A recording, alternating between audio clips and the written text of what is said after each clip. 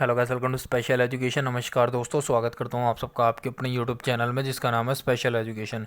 सो दोस्तों, आज है 16 अक्टूबर 2021 एंड कल 17 अक्टूबर को आप लोगों का एग्ज़ाम है। फर्स्ट एग्ज़ाम होगा आपका फायरमैन का, जो कि आपका 10 बजे से है। देन उसके बाद होगा आपका क्लर्क का, ठीक है। और जैसा कि हमारी सीरीज चल रही है 10 डेज 10 मॉक टेस्ट की, जिसमें कि हमने ऑलरेडी 7 मॉक टेस्ट डिस्कस कर लिए थे। अगर आप लोगों ने वो वाली वीडियोस नहीं देखी तो आप लोग जाकर देख सकते हो। ये है पार्ट नंबर 8। तो चलिए स्टार्ट करते हैं। बट उससे पहले अगर आप लोग चैनल पर पहली बार विजिट कर रहे हो and if you had not subscribe this channel then please do subscribe the channel. Also press the bell icon so you can get all the latest update from our channel. So चलिए अब हम move करते हैं हमारे first question की तरफ। तो पहला क्वेश्चन है आपका करंट अफेयर के सेक्शन से। एंड अभी तक आप लोगों ने क्लर्क एंड फायरमैन से रिलेटेड मॉक टेस्ट नहीं डाउनलोड किए, जो कि मैंने 10-10 मॉक टेस्ट प्रोवाइड करवाए थे, तो आप लोग डाउनलोड कर सकते हो। लिंक आप लोगों को नीचे डिस्क्रिप्शन बॉक्स में दिया हुआ है, ठीक है। और इसकी जो PDF फाइल है उसका लिंक भी आपको नीचे डिस्क्रिप्शन बॉक्स में दिया हुआ है। पहला क्वेश्चन आप लोगों के सामने है। विद यूनियन मिनिस्टर कौन से यूनियन मिनिस्टर ने एक बुक रिलीज़ की है on the standard treatment guideline for the substance use disorders and behavioural addiction. मतलब सब्सटेंस यूज डिसऑर्डर और बिहेवियरल एडिक्शन पर कौन से मिनिस्टर ने ई बुक लॉन्च की है, उन मिनिस्टर का आप लोगों को नाम बताना है। ऑप्शंस आपके सामने, और इसका जो राइट आंसर है वो option number D, Amit Shah, ठीक है। अमित शाह हमारे होम मिनिस्टर, ये आप लोगों को पता होगा। और इनको अभी जस्ट रिसेंटली एक नई मिनिस्ट्री अलोकेट की गई है, अभी रिसेंटली नई मिनिस्ट्री बनाई गई है और इनको उनका कार्यभार संभाला गया है, ठीक है। तो उसका नाम बताना, वो एग्जामिनेशन में पूछा जा सकता है। चलो मैं ही बता देता हूँ, वो है आपका मिनिस्ट्री ऑफ कॉरपोरेशन, याद रखना। और अमित शाह की जो कॉन्स्टिट्यूएंसी है वो भी आप लोग को याद रखनी है, गुजरात के गांधीनगर से है, ये भी याद रखना, ठीक है।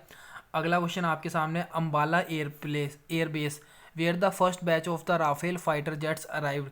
तो ये अम्बाला एयरबेस कहाँ पर है? तो अम्बाला एयरबेस दोस्तों हरियाणा में है। Option number B is your right answer, important mark कर लेना, ठीक है। तो अम्बाला एयरबेस में पहला बैच आया था राफेल फाइटर जेट का। और अगर आपसे पूछा जाए कि सेकंड जो बैच आया, मतलब वो कहाँ पर आया, वो आपका वेस्ट बंगाल में है। वेस्ट बंगाल की कौन सी जगह पर आया वो आप लोग मुझे कमेंट बॉक्स में लिख कर बताना। अगला क्वेश्चन आपके सामने है। Which power producer is the first to complete all wind power projects awarded by the solar energy corporation of India. So options आपके सामने, इसका राइट आंसर है option number A, Sembcorp energy India. Option number A is your right answer. अगला question आप लोग के सामने, Unnat Bharat Abhiyan centre of which institution has partner with CSIR and Vijnana Bharati for promoting rural development. Options आपके सामने and इसका जो राइट आंसर है वो है IIT दिल्ली। अगला क्वेश्चन आप लोगों के सामने है। A new helicopter service has been unveiled in which state. एक नई हेलीकॉप्टर सर्विस स्टार्ट की गई है कौन से स्टेट में, under UDAN scheme and is to be operated by Pawan Hans limited. तो ऑप्शंस आपके सामने, और इसका जो राइट आंसर है वो है उत्तराखंड। तो उत्तराखंड में एक नई हेलीकॉप्टर सर्विस अनवेल की गई है। अगला क्वेश्चन आप लोग के सामने, with which country has witnessed a massive blast that occurred by the explosive stored at the airport. Stored at A port, कौन से पोर्ट पर, मतलब कौन सी कंट्री ये पोर्ट पर एक अभी मैसिव ब्लास्ट हुआ है। ऑप्शंस आपके सामने, और वो है लेबनान। लेबनान की कैपिटल करेंसी याद कर लेना, कैपिटल है बैरूत, ठीक है। अगला क्वेश्चन आपके सामने, with which Indian bank is set to launch an artificial intelligence power multi language voice bot एक्सा। तो एक्सा जो है वो कौन से बैंक का प्रोडक्ट है, आर्टिफिशियल इंटेलिजेंस है, ये है एक्सिस बैंक का। तो एक्सिस बैंक से एक्सा आप लोग याद कर सकते हो। और एक आपको एलेक्सा पता होगा, एक एक्सा से रिलेटेड इसके जो ब्रांड एम्बेसडर बने हैं वो आपके अमिताभ बच्चन बने हैं, ये भी आप लोग को याद रखना। और RBI के जो फ्रॉड से रिलेटेड है वो भी आपके अमिताभ बच्चन बने हैं। और RBI कहता कि जो अभी रिसेंटली बने हैं वो आपके नीरज चोपड़ा बने, ये भी आप लोग को याद रखना है। अगला क्वेश्चन आप लोग के सामने है। Over 44 lakh ton of the food grains were taken by the states and union territory under which scheme. तो स्कीम का नाम बताना है, और इसका जो राइट आंसर है वो है प्रधानमंत्री गरीब कल्याण Anna Yojana 2। Option number B is your right answer. Next question आप लोगों के सामने है। Which technology company has launched a new file sharing feature nearby share. तो नियर बी शेयर जो एक फाइल शेयरिंग फीचर है कौन सी कंपनी ने लॉन्च किया है, तो ये गूगल ने लॉन्च किया। Option number B is your right answer. अगला क्वेश्चन है। First anniversary of the creation of which union territories was observe on 5 August, 5 August. तो 5 अगस्त को कौन सी यूनियन टेरिटरी का जो डे है वो सेलिब्रेट किया गया, वो है Jammu and Kashmir and Ladakh, JNK। सो ये होता है आपका करंट अफेयर का सेक्शन खत्म। अब मूव करते हैं कंप्यूटर के सेक्शन की तरफ। फर्स्ट क्वेश्चन आपके सामने है। Father of C language, C language के फादर कौन है? सबको पता है, सिंपल सा क्वेश्चन है, डेनिस रिटजी सी लैंग्वेज के फादर है। अगला क्वेश्चन आप लोग के सामने है, COBOL is widely used in application. जो कोबोल एक लैंग्वेज है वो किस लिए यूज़ की जाती है? तो ये आप लोग की ऑप्शंस आप लोग के सामने है। तो एक्चुअली ये कमर्शियल के लिए यूज़ की जाती है। Option number A is your right answer, ठीक है। अगला क्वेश्चन आप लोग के सामने है, the device use to carry digital data on analogue lines is called. ऐसी डिवाइस जो कि यूज़ की जाती है to carry digital data on analogue lines is known as, उस डिवाइस को क्या कहते हैं? तो उसको मॉडम कहते हैं। और मॉडम की फुल फॉर्म याद कर लेना, मॉड्यूलेटर और डी मॉड्यूलेटर इसकी फुल फॉर्म है, ठीक है। SMPS की फुल फॉर्म याद करना, ठीक है। SMPS की फुल फॉर्म क्या होती है? तो ये होती है switched mode power supply. Option number A ही सही आंसर है, स्विच्ड मोड पावर सप्लाई। अगला क्वेश्चन आपके सामने, information travels between components on the motherboard through. जो मदरबोर्ड पे जो इंफॉर्मेशन ट्रैवल करती है कंपोनेंट्स के बीच में, वो किसके थ्रू करती है? तो वो है आपके फेरिफेरल के through. Option number E is your right answer. अगला क्वेश्चन है, 16 bit micro processor means, 16 bit micro processor का क्या मतलब है? तो इसका मतलब है 16 डेटा लाइन्स है इसमें, ठीक है। Option number C is your right answer. अगला क्वेश्चन आपके सामने, best quality graphics is produce by. Best quality graphics किसके द्वारा प्रोड्यूस की जाती है? तो प्लॉटर के द्वारा। Option number D is your right answer. अगला क्वेश्चन आप लोगों के सामने है, the lowest form of computer language. Computer language की सबसे लोएस्ट फॉर्म कौन सी होती है? तो वो होती है machine language. Option number C is your right answer. अगला क्वेश्चन आप लोग के सामने, dash translates and executes program at run time line by line. तो इनमें से वो कौन सा है जो कि प्रोग्राम को, किसी भी प्रोग्राम को ट्रांसलेट करता है और एग्जीक्यूट करता है लाइन बाय लाइन? यहाँ पे पूछा जा रहा है लाइन बाय लाइन, तो इसका जो राइट आंसर वो होगा इंटरप्रेटर।